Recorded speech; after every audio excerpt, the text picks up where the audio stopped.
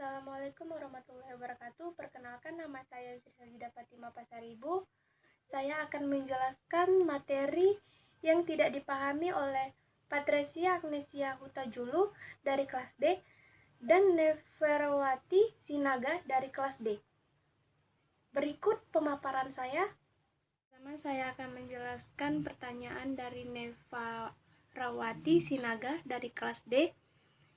Pertanyaannya, pendekatan fungsional. Salah satu tokoh paling awal yang memperkenalkan teori fungsional adalah Malinowski. Berdasarkan kesejahteraan, teori fungsional ini dipahami oleh teori belajar. Menurut Malinowski, dasar dari belajar tidak lain adalah proses yang berulang dari reaksi suatu organisme terhadap gejala dari luar, sehingga salah satu dari kebutuhan naluri dari organisme dapat terpuaskan. Berdasarkan teori belajar ini, Malinowski mengembangkan teori tentang fungsi unsur-unsur kebudayaan yang sangat kompleks, yang disebut teori fungsional tentang kebudayaan atau of functional theory of culture. Para ahli setelah Malinowski berpendapat unsur atau elemen budaya tidak pernah terpisah dengan unsur sosial masyarakat yang lain, sehingga unsur-unsur budaya merupakan suatu kesatuan yang terkait dalam struktur sosial yang masing-masing memiliki fungsi. Oleh karena itu, teori ini selanjutnya disebut teori fungsional struktural. Pendekatan fungsional berpendapat bahwa di antara bagian lembaga atau antara lembaga terjadi saling ketergantungan guna mendukung fungsi anggota masyarakat berjalan lancar. Hal ini bertujuan bagi lembaga secara keseluruhan jika terjadi perubahan pada lembaga yang bersangkutan. Adapun pengertian pendekatan fungsional dalam mengajar, yaitu pendekatan fungsional adalah pendekatan yang dilakukan seorang pengajar terhadap siswa didik dengan mendayagunakan nilai guna dari suatu ilmu khususnya. Bahasa untuk kepentingan hidup siswa didik. Pendekatan ini merupakan metode yang dipergunakan untuk mencapai hasil dari pendekatan fungsional sendiri, atau pendekatan yang cenderung mempelajari atau mengajarkan bahasa berdasarkan fungsi bahasa tersebut.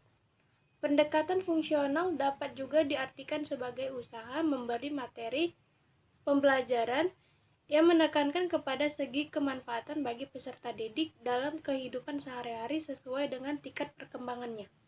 Yang kedua, tingkatan tindakan sosial. Saya akan menjelaskan pengertian tindakan sosial menurut Max Weber. Menurut Max Weber, tindakan sosial adalah suatu tindakan individu sepanjang tindakan itu mempunyai makna atau arti subjektif bagi dirinya dan diarahkan kepada tindakan orang lain. Selanjutnya, ciri-ciri tindakan sosial. Menurut Max Weber, ada 5 ciri-ciri tindakan sosial. Yang pertama, jika tindakan manusia itu menurut aktornya mengandung makna subjektif dan hal ini bisa meliputi berbagai tindakan nyata. Yang kedua, tindakan nyata itu bisa bersifat membatin sepenuhnya.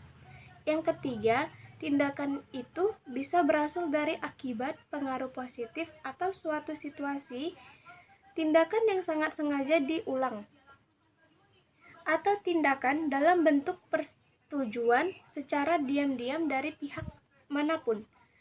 Yang keempat, tindakan itu diarahkan kepada seorang atau kepada beberapa individu. Yang kelima, tindakan itu memperhatikan tindakan orang lain dan terarah kepada orang lain itu. Yang terakhir, tipe tindakan sosial. Menurut Weber, ada 4 tipe tindakan sosial, yaitu yang pertama, tindakan rasionalitas instrumental. Tindakan ini merupakan suatu tindakan sosial yang dilakukan seorang didasarkan atas pertimbangan dan pilihan sadar yang berhubungan dengan tujuan tindakan itu dan ketersediaan alat yang dipergunakan untuk mencapainya. Contohnya, seperti seorang siswa yang sering terlambat pergi ke sekolah dikarenakan tidak memiliki alat transportasi. Akhirnya, ia membeli sepeda motor agar ia datang ke sekolah lebih awal dan tidak terlambat lagi.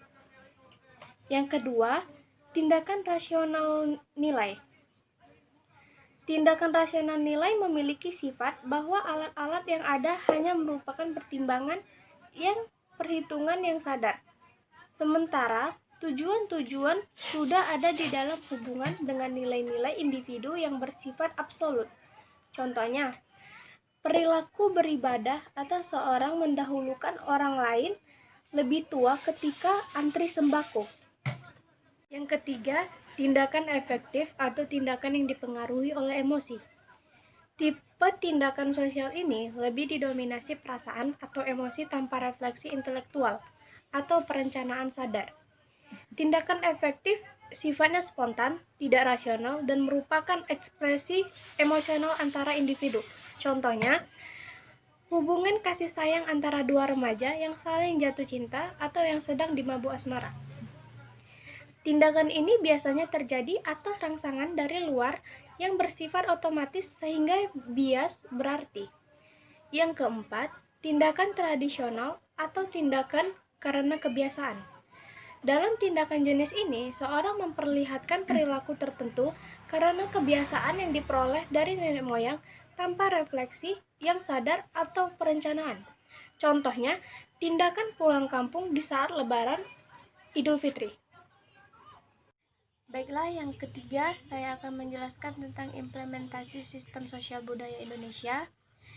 Yang pertama saya akan menjelaskan tentang sistem sosial budayanya. Sistem sosial budaya Indonesia merupakan totalitas nilai, tata sosial, dan tata laku manusia Indonesia harus mampu mewujudkan pandangan hidup dan berfalsafah negara ke dalam setiap segi kehidupan berbangsa dan bernegara. Yang kedua, totalitas nilai-nilai dan tata sosial serta tata laku manusia Indonesia terdapat dalam falsafah hidup bangsa Indonesia yaitu Pancasila. Yang ketiga, implementasi sistem sosial budaya Indonesia terdapat terwujud apabila Pancasila sudah menjadi nilai-nilai pendorong, penggerak, dan pembatas tingkah laku dan tindakan manusia Indonesia. Tersebut menunjukkan bahwa asas yang melandasi pola pikir, pola tindak, fungsi struktur, dan proses sistem sosial budaya Indonesia yang diimplementasikan dalam kehidupan bangsa Indonesia haruslah merupakan perwujudan nilai-nilai Pancasila dan Undang-Undang 1945 yang nantinya akan bertransformasi menjadi kepribadian khas masyarakat Indonesia. Asas sistem sosial budaya Indonesia terbentuk atas dasar konsensus masyarakat Indonesia yang terintegrasi dalam gagasan Bhinneka Tunggal Ika. Konsensus adalah persetujuan atau kesepakatan yang bersifat umum mengenai nilai-nilai, aturan, dan norma dalam menentukan sejumlah tujuan dan upaya mencapai peranan yang harus dilakukan serta imbalan tertentu dalam suatu sistem sosial. Sekian penjelasan dari saya, lebih kurang mohon dimaafkan. Wassalamualaikum warahmatullahi wabarakatuh.